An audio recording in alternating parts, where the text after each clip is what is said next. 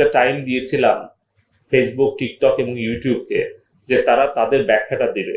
তো আমরা এখনো লিখিত বা মৌখিক কোনো ব্যাখ্যা পাইনি। ইমেল পাঠিয়েছে টিকটক।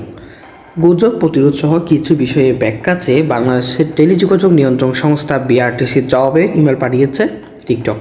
তবে দেশের জনপ্রিয় সামাজিক যোগাযোগ মাধ্যম ফেসবুক ও ইউটিউবের কাছে সাড়া পায়নি তারা।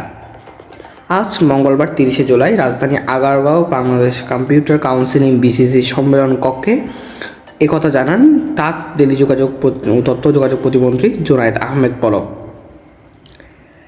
প্রতিমন্ত্রী বলেন, সরকারের কাছে টিকটক চিঠি পাঠিয়েছে, তারা ব্যাখ্যা দিবে বলে জানিয়েছে, কিন্তু ফেসবুক ইউটিউব এখনও জবাব দেয়নি।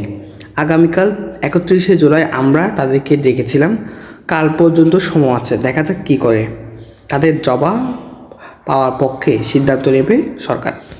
এখন তারা জানাবে কি সরকার এই ফেসবুক বন্ধ করবে কি করবে না। তো টিকটক আমাদেরকে ইমেলে রিপ্লাই দিয়েছে যে তারা এটা খুব আন্তরিক সরকারকে সহযোগিতা করার জন্য এবং তারা এটার উত্তর ব্যাখ্যাগুলো দিতে চায়। বাকি দুটি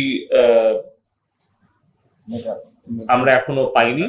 তো আমরা কালকে তো সকাল 9টায় আমরা দেখেছিলাম ফেসবুক, না সকাল 9টায় দেখেছিলাম টিকটক, 10টায় মনে হয় ফেসবুক, 11টায়। আচ্ছা, যাই হোক, আমরা কালকে বলেছিলাম, আজকে এখনো সময় আছে, আমরা দেখি যে তারা কি ব্যাখ্যা দেয়। সেটা যদি মানে সন্তোষজনক হয়। ফেসবুক সহ অন্যান্য সামাজিক যোগাযোগ মাধ্যমগুলো